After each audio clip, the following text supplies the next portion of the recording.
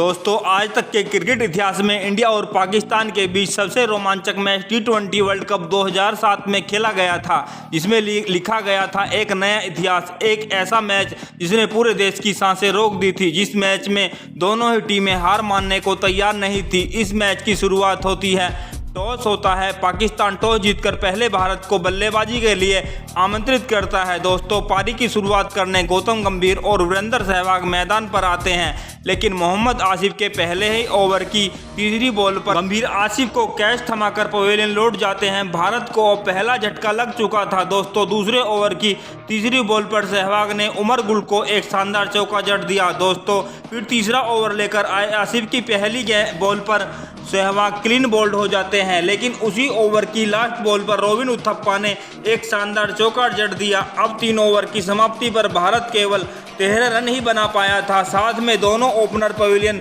वापस जा चुके थे, लेकिन उथप्पा ने चौथे ओवर की तीसरी बॉल पर एक और चौका लगा दिया और ये खुशी आसिफ से देखी नहीं गई और 5वें ओवर की पहली गेंद पर युवराज सिंह को शोएब मलिक के हाथों कैच करा दिया।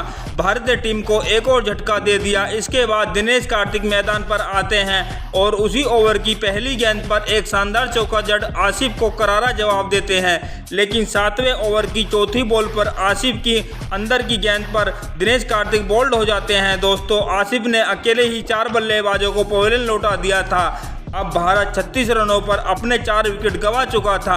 दोस्तों, अब भारतीय टीम के कप्तान MS धोनी मैदान पर आते हैं, लेकिन उथप्पा अभी भी क्रीज पर डटे हुए थे और लगातार चौके छक्कों की बरसात कर रहे थे और पारी के 10वें ओवर की दूसरी बॉल पर एक जबरदस्त चौका लगाया और उसी ओवर की चौथी बॉल पर एक शानदार छक्का लगा दिया। धोनी और उथप्पा ने मिलकर एक शानदार पारी खेली और भारतीय टीम के स्कोरबोर्ड को आगे बढ़ाया और उसी बीच उथप्पा ने अपना अर्धशतक पूरा कर लिया। दोस्तों, उस अर्धशतक की पूरा देश खुशियां मना पाता, उससे पहले ही रोबिन उथप्पा 82 के स्कोर पर आउट हो जाते हैं। उसके बाद ऑलराउंडर इरफान पठान मैदान पर आते हैं और मैदान पर आते ही शाहिद अफरीदी के 16वें ओवर की चौथी बॉल पर एक जोरदार छक्का लगा देते हैं और अगली बॉल पर एक और छक्का जड़ भारतीय स्कोरबोर्ड को आगे बढ़ाते हैं। इरफान पठान पाकिस्तान के लिए और भी खतरनाक पारी खेलते, उससे पहले शाहिद अफरीदी ने उसी ओवर की लास्ट बॉल पर इरफान पठान को बोल्ड कर दिया। अब भारत 111 रनों पर अपने 6 विकेट गंवा देता है।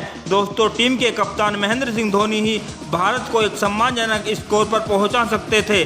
धोनी ने कुछ अच्छे शॉट खेले और भारत के स्कोरबोर्ड को आगे बढ़ाया, लेकिन अफरीदी के ओवर में हरभजन सिंह बोल्ड हो जाते हैं। उसके बाद अगरकर ने भी अपना दम दिखाया और शानदार चौके लगाए, लेकिन इस पारी के लास्ट ओवर में धोनी पहले ही बॉल पर आउट हो जाते हैं। अब धोनी के आउट होने के बाद इस लास्ट ओवर में भारतीय टीम मात्र 3 रन ही बना पाती है और पाकिस्तान टीम के सामने मात्र 141 रनों का टारगेट खड़ा करती है। इस मैच में मोहम्मद आसिफ ने 4 ओवर में 4 विकेट चटकाकर भारत को की कमर ही तोड़ दी थी। अब इस टारगेट का पीछा करने मैदान पर उतरी पाकिस्तान की टीम पहले ओवर में ही चौका जड़ दिया, लेकिन तीसरे ओवर की पहली बॉल पर RP सिंह के यॉर्कर के आगे पाकिस्तानी बल्लेबाज ने घुटने टेक दिए। दोस्तों, जल्दी विकेट गिरने के बाद भी पाकिस्तान बल्लेबाज कुछ अच्छे शॉट लगाए जा रहे थे और 44 के स्कोर पर अगरकर की शानदार गेंदबाजी ने पाकिस्तान को एक और झटका दे दिया। पाकिस्तान इस झटके से उभर पाता कि युवराज सिंह के एक शानदार थ्रो ने रन आउट कर दिया। दोस्तों, अब यह मैच बराबरी पर था, क्योंकि पाकिस्तान को अभी भी 72 गेंदों पर 95 रनों की जरूरत थी और हाथ में 7 विकेट बाकी थे। भारतीय टीम की जीतने की थोड़ी उम्मीद जागी, लेकिन इरफान पठान के उसी ओवर में यूनुस बोल्ड हो जाते हैं। जो उम्मीद थोड़ी जागी थी, वो उम्मीद इस विकेट के साथ थोड़ी बढ़ चुकी थी। दोस्तों, अभी तो असली कहानी बाकी थी। अब पिच पर शोएब अली और मिसबाह-उल हक इन दोनों ही बल्लेबाजों ने पारी को आगे बढ़ाया। मैच को जीत के करीब ले जा रहे थे, क्योंकि 31 गेंदों पर मात्र 55 रनों की जरूरत थी।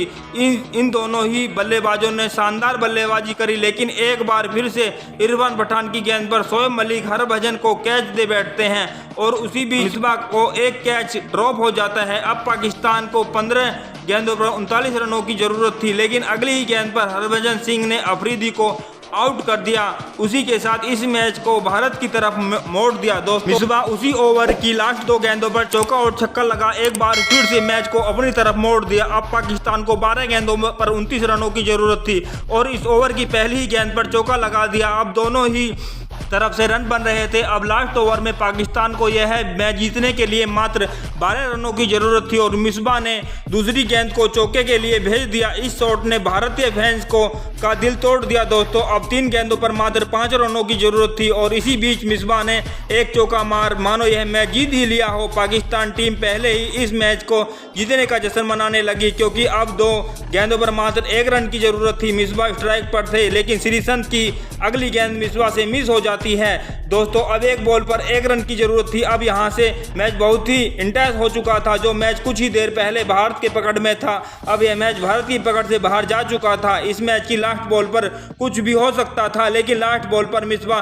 स्ट्राइक पर थे और पाकिस्तान के जीतने के चांस ज्यादा थे, लेकिन भारतीय टीम ने यह रन आउट कर इस मैच को ट्राई कर दिया और भारतीय टीम जश्न मना रही थी कि मानो यह मैच जीत ही लिया हो। अब इसका रिजल्ट बॉल आउट के द्वारा दिया जाना था जिसमें बॉलिंग एंड से गेंदबाजों के स्टंप को हिट करना होता है। इसके लिए भारत की तरफ से पहले गेंदबाज वीरेंद्र सहवाग आते हैं जो कभी कभार ही गेंदबाजी करते हैं। इस कारण धोनी के इस फैसले से पूरी दुनिया हैरान थी। तो वहीं बॉल को डालने के बाद सहवाग ने स्टंप को हिट कर सबको सरप्राइज कर दिया। अब सभी के चेहरे पर मुस्कान थी दोस्तों। अब पाकिस्तान की तरफ से आया याफिद और अफाद, इनकी गेंद स्टंप से कोसों दूर होती है। अब भारत की तरफ से हरभजन सिंह आते हैं, इनकी गेंद सीधे मिडिल स्टंप की गिल्लियां उखाड़ देती हैं। पूरे स्टेडियम में शोर मच जाता है। अब स्कोर हो चुका था 2-0। अब पाकिस्तान की तरफ से उमर गुल आते हैं और इनकी भी गेंद कुछ खास कमाल नहीं कर सकी और स्टंप मिस कर जाती है। अब स्कोर था इंडिया 2 और पाकिस्तान 0। अब भारत की तरफ से तीसरी गेंद लेकर आते हैं रोबिन उथप्पा, जिन्होंने आज तक कभी भी क्रिकेट इतिहास में बॉलिंग नहीं करी थी। इस फैसले से लोग धोनी का मजाक बनाने लगे दोस्तों। उसके बाद जो उथप्पा ने जो करा वो इतिहास हमेशा हमेशा के लिए दर्ज हो गया। उनका ये सेलिब्रेशन आज भी हर भारतीय फैंस के जहन में जिंदा है। अब स्कोर 3-0 हो चुका था। अब पाकिस्तान की तरफ से शाहिद अफरीदी आते हैं। यदि ये गेंद यहीं पर मिस करती है तो पाकिस्तान ये मैच यहीं पर हार जाती दोस्तों। इस मैच में ऐसा ही हुआ और भारतीय टीम अपने पहले ही बॉल आउट में पाकिस्तान को इस मैच में हरा देती है और इंडिया T20 वर्ल्ड कप अपने नाम कर लेती है। दोस्तों वीडियो को लाइक करें और चैनल को सब्सक्राइब करना बिल्कुल भी ना भूलें।